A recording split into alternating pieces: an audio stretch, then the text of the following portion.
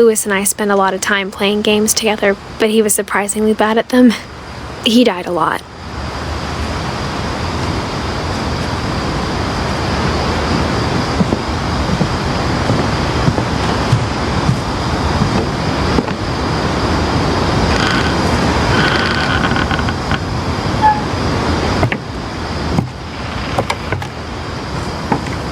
On the way back from Louis's funeral, my mom told me to start packing.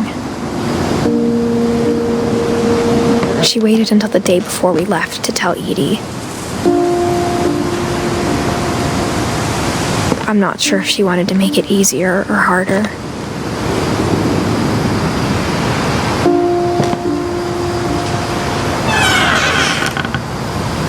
I wish we'd stayed. But I understand why we left.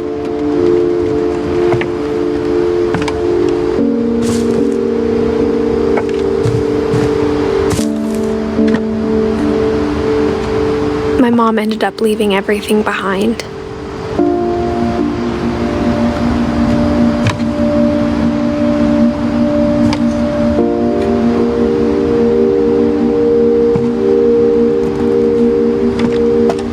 What happened that night had been coming for a long time. Maybe it should have come sooner.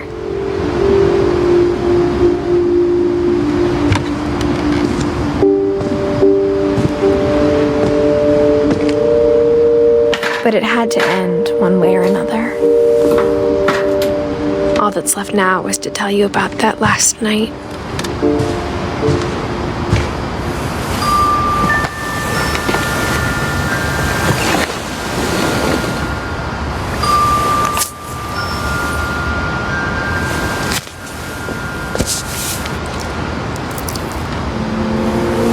That whole last day, Edie just watched us pack and didn't say a word.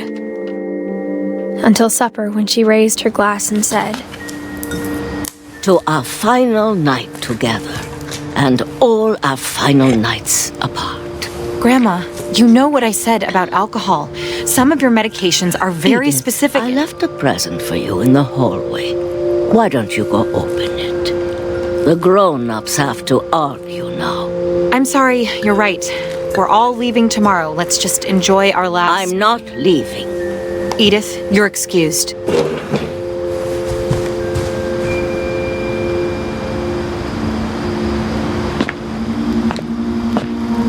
The power had been shut off that morning, but Edie always had plenty of candles. When my mom sealed the library, I don't think she knew about the other entrance. Or that Edie had a key to it.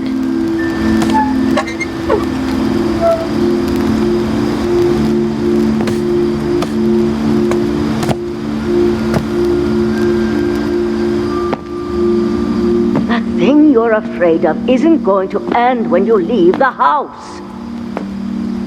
Edith has a right to know these stories. My children are dead because of your stories. I think it's best if Edith and I leave tonight.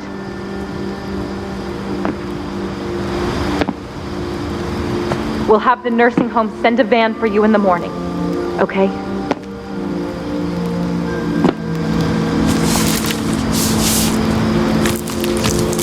Dear Edith, there's so many stories I wish I could tell you, but there's only time for one. This is about what happened on the night you were born. That night, the tide went way, way out.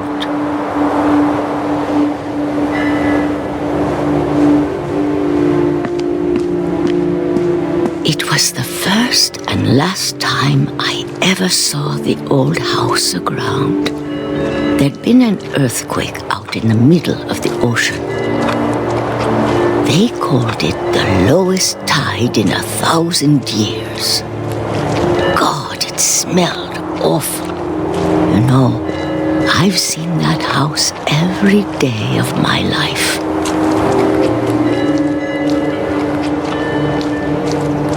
But I never thought I'd go back to it. When the fog rolled in, I lost my way.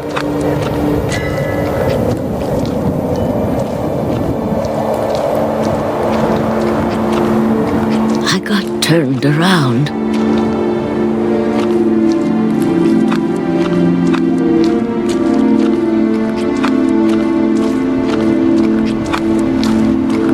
For a while, I wondered.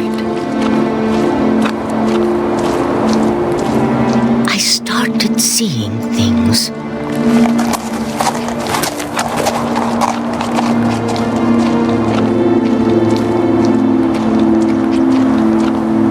Things I'd forgotten had ever existed.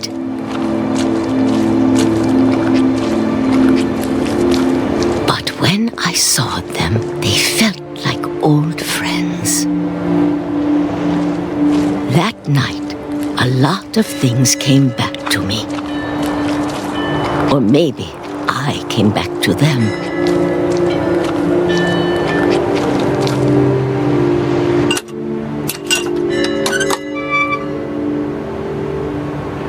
Things I can't explain, but that I need you to try and... Edith, what are you doing in here? It's mine! Edith!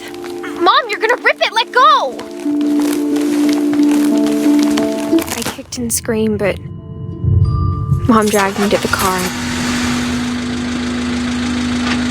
I never saw Great-Grandma Edie again. The next morning, the van came to pick her up, but she was already gone.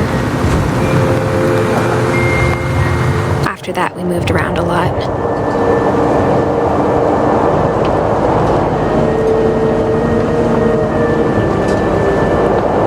We both tried to make the best of it.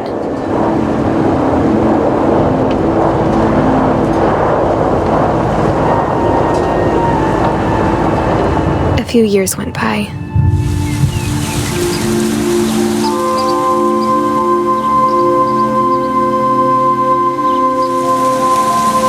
My mom didn't like to talk about it, but she started getting sick a lot. The rest happened pretty quickly. She got better for a while, and then she didn't. And then I was alone. The last Finch left alive.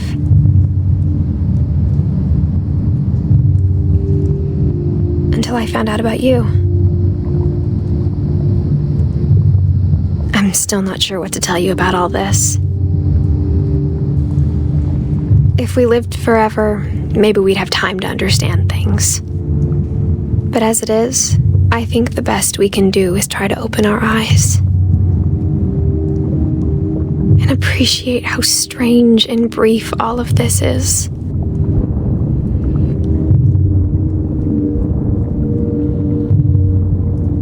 This journal was supposed to be for you.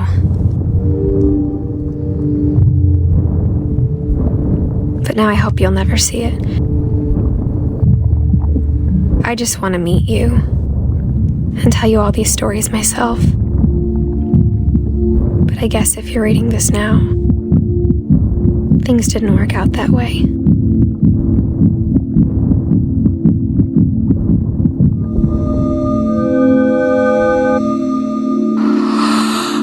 This is where your story begins. I'm sorry I won't be there to see it. It's a lot to ask, but I don't want you to be sad that I'm gone.